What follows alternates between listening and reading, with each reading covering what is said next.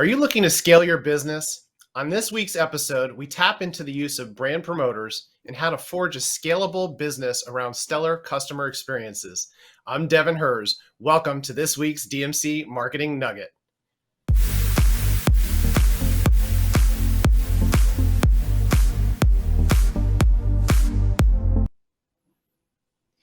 Here with us today to discuss the process of scaling your business by building brand promoters. She's a business owner, published author, course creator, and mother of two. She lives to help others succeed through proven, repeatable scaling and growth.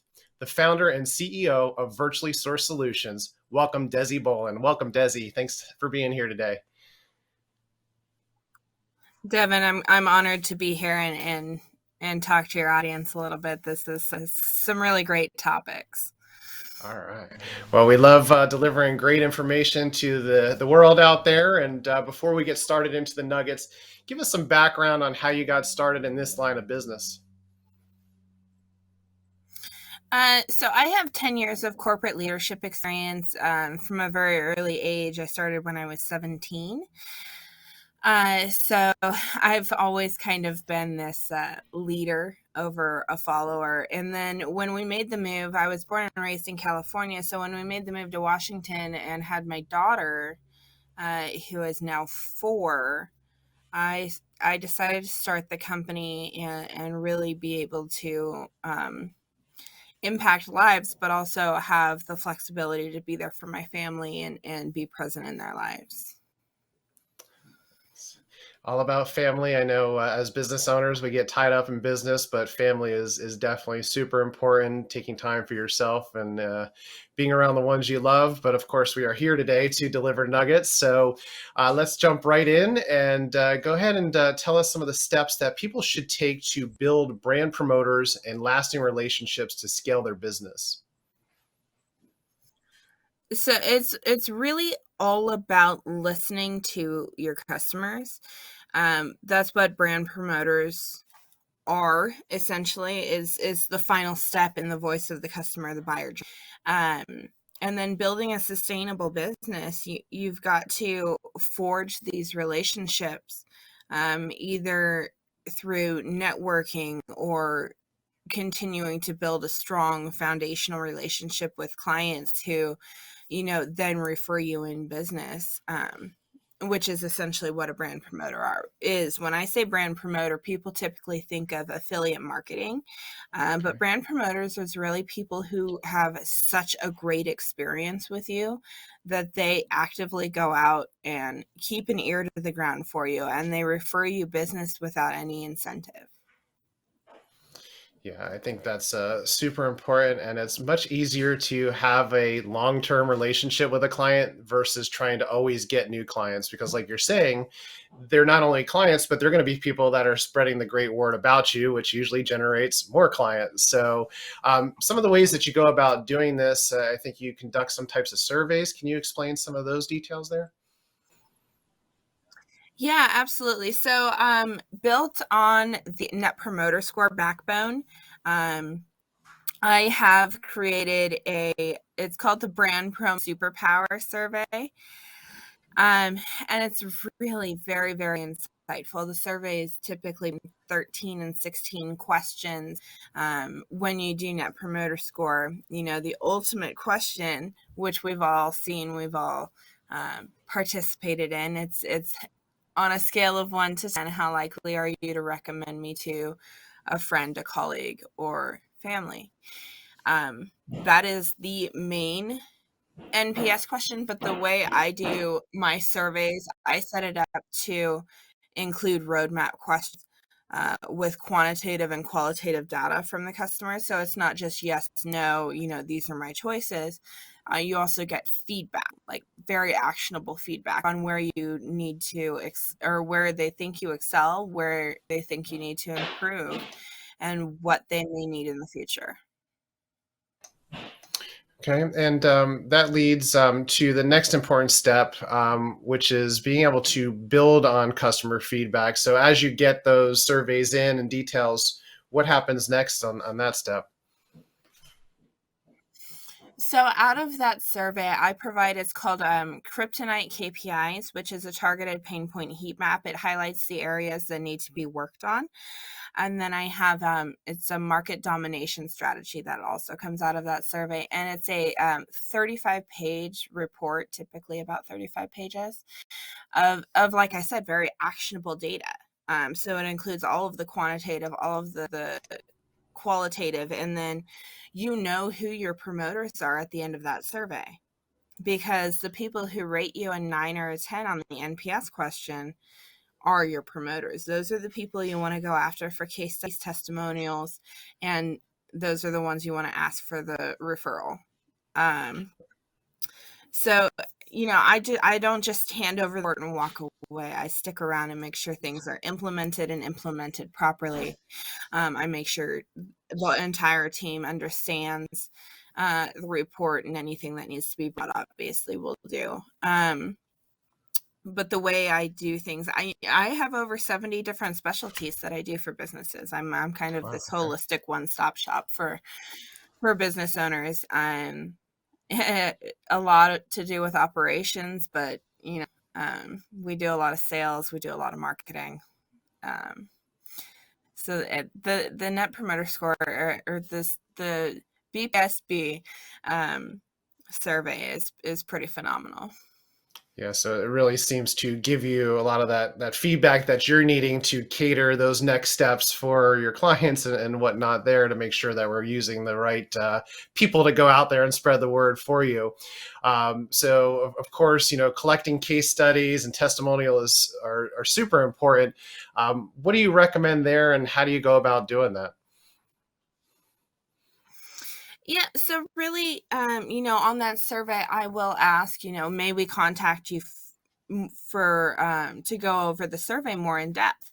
And the ones that say yes, obviously I'll highlight them. Green will be promote, just passive, and like red's detractor. So the promoter ones, you really, you talk to them. If you don't already have a case study or a testimonial, you say, hey, I know we had this great experience together. You did say that we could be in touch to discuss it more in depth. I loved your experience. May we use you as a case study?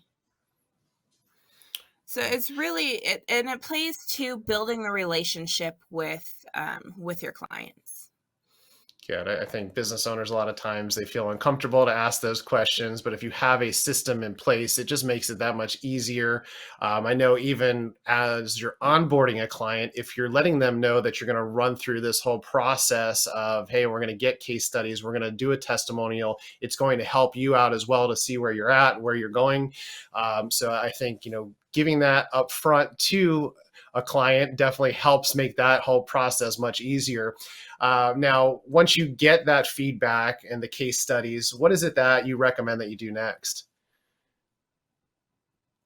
So it's really deep dive, obviously with the leadership team, into the report, and come up with an action plan, because most of the time there is so much information included in that report that you can't do it all at once. You have to break it out into pieces.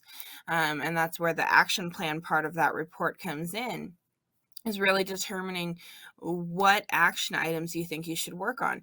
Now, when I do a survey, most of the time it does find newfound revenue. Remember, I mentioned it includes roadmap actions. So if a business is looking to possibly add additional services in the future, you Okay. can throw in a question, say, we're thinking about adding these. Are any of these of value to you?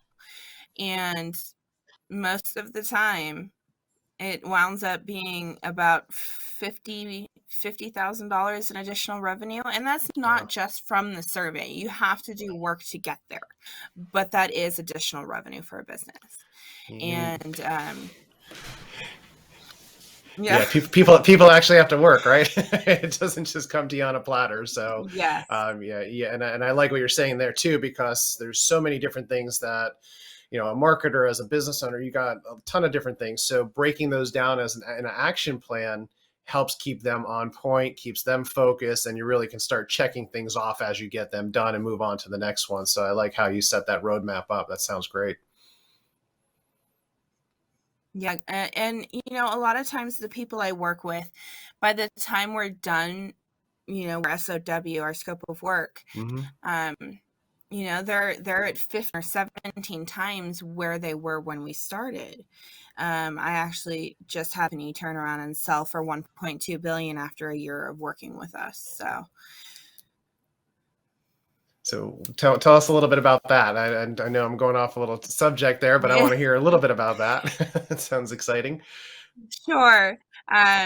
So, confidentiality is very important Yeah, to me, so I won't sure. disclose names, but Okay. um, that company we worked with for a year, the first step we did was the Net Promoter Score survey, and really opened the door to seeing what we needed to do for their clients. And then conversely, we created and molded a survey for their team. So we flipped it around and do an internal team survey to Okay. figure out what their team needs to succeed. Um, so off of that, we molded some trainings on winning complex sales and relationship-based selling, targeted account selling, which is really what we do. Market, we do relationship-based selling. So a Okay. lot of what we do is based off marketing and networking to your people. And then, with them, we also did some operationally important changes with their systems and their processes to update and automate, and really helped improve the customer service experience. And from that, they got, I think, 15 different new case studies and testimonials, and obviously they're asking for the referral, and that therein lies the super. You build this relationship, you make it an amazing experience, and then you get new business. Right. And once you have that experience locked in, I think you recommend basically duplicating that. Is that correct? Yes, exactly. So the Net Promoter Score, while it does give you insight into past and present clients, it will also give you insight into what you need to do for future clients. Because if your ideal target is the same type of people, they're gonna need the same things. Like if it's the same industry or the same job title, they're gonna need the same things, and need to remember that going into a new relationship with a potential. Um, and obviously, I always recommend building the relationship out first before Okay. you start working together. But you've got to keep that at the forefront of your mind in order to create that amazing experience and bring in more promoters and bring in more referrals. That's how you scale. It's how you create a recession-proof business. Right. So being able to continue those steps, and I know you've mentioned also in some of my research about you, but as far as recession proofing your business and having something that's sustainable. So are there any other tips or nuggets that you want to share on that side of things? Well, yeah, it's really just so at the beginning of the process, you want to network. For me, I operate solely on word of mouth and referral. I have never paid for marketing. Um, and we're going on 4 years with the company now. Wow. Um, and I run an international company, so I'm out of 5 different countries right now. So you build the relationships. On average, most people don't know this, but on average, it takes 8 to 10 times of getting in front of someone before they'll Right. consider buying from you. So it's really about engaging. I actually run lead nurture campaigns. I hate calling it lead generation. So lead nurture. Okay. It's really about getting into, it's kind of like stalking a little bit on social media, because you to their posts and you find something that resonates with you, and then you use that to start a conversation. That is the beginning foundational pieces of a great relationship. Um, especially if they're your ideal target. Right. Yeah, I think people forget that they just post and post and post, but the interaction, the social component of social media, definitely helps those engagements. It helps the conversations. I mean, even commenting on other topics that are people you may not be friends with or connected with at that time. People seeing your name on those types of things, and the fact that you're involved in giving advice, or just even a nicety here and there on some of those comments, keep your name in the forefront. Um, Now, aside from everything that you do here, and I think you brought some great nuggets to the table here, and it's not always about getting the case studies and the sound bites. I think that's a crucial part, but you're actually discovering the holes in your business. You mentioned the internal marketing, which is something that we always recommend, is what goes on between the four walls. So being able to survey your team to find out what Mm-hmm. their feelings and thoughts are, which is sometimes easier to be done in a survey versus just blatantly asking them, right? Because sometimes they don't want to say what they want to say. So by doing that, I think that's great. And now that we're coming back into hopefully where businesses are able to get back into events and different things like that, knock on wood. What do you feel? This is a little bit of a bonus nugget here for our audience, but what do you feel the greatest challenge that you see business owners are facing right now in the current climate? It's really a lot do with adaptation, but the main challenge I'm seeing is not having a great client facing team, or you not having a process in place for customer service, customer support, making sure your clients have what they need to succeed. And that is a crucial part of the buyer journey. um a lot of the work I do does revolve around buyer journey, and really implementing the customer into the business, essentially. And that is a challenge, especially since we moved to the digital landscape. Customer service and customer support seems to have gone out the window a little bit, and I'm really fighting to bring that back to the forefront. Yeah, I think that's a very important point there. And people that know me in our business, we're all about sending out tangible items as well in coordination with what you've got going on digital. Great time of year. We got the holidays coming up. You got New Year's coming up. It's a great time to show appreciation to your clients. Send out a little trinket, send out a little gift, something to get them pumped up for the new year. So I would say that that also does help increase those opportunities and just continues to show that you are thinking of them. So the gifting aspect is always something that I would recommend to our clients, and something that I recommend to anyone out there is just, it doesn't need to be where you're gifting everyone under the sun, but think about those main people that are going to be the ones that are out there promoting you, and do the little things that make that difference. I think you've given us a lot of great information here. Is there anything else that you want to let our audience know? Well, you make a great point, Devin. To that end, I do also recommend that for my clients. And for that, I make sure my clients have a CRM in place, a customer Yeah, relationship management tool, because there's only so much knowledge you can keep up here. You want to track conversations with your clients and your prospects. You want to track important things like kids' anniversary dates, birthdays, yeah, and you want to send small little trinkets that are personal, like something they like. Say they love golf, give them a little just snow globe that's golf related, you know, right. something that shows that you are paying attention, and that's what builds the relation. Oh yeah, you can set up a lot of things on automation too, where you do have just the standard thank you cards, the little gifts. But like you're saying, if you have that knowledge of that client, what their hobbies are, what they enjoy, I mean that just goes a long way in just getting that relationship to continue. And again, it's much easier to keep a client on versus getting new ones. So I think it's great advice there. It's been great to have you here. Now, how can people get a hold of you if they want to talk about your services and offerings? Oh, there's many different ways. I make it a point to Okay. be available and accessible to anyone who wants to talk to me. 6 different ways. So I'm on LinkedIn, Messenger. I'm constantly on my email, text message. You can even call me. You name it, I'm there. And I'm always available for advice, guidance, a second set of eyes on a situation. So if anyone is looking for some insights, feel free to reach out. Like I said, I do have over 70 specialties. So really the buyer journey and the customer experience, those aren't the only things I do. I do everything from general admin all the way up to the high level support where the survey lies. But we can really talk about a lot.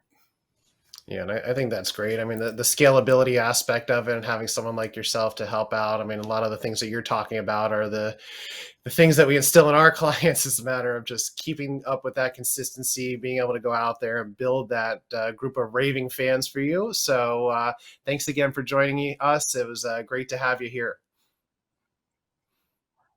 So much fun. Thank you. Yeah, you bet. Well, I appreciate everyone for joining us today. Be sure to share, like, and subscribe for more DMC Marketing Nuggets, and visit us at dmcmarketingnugget.com to view all of our past episodes. Here's to your success.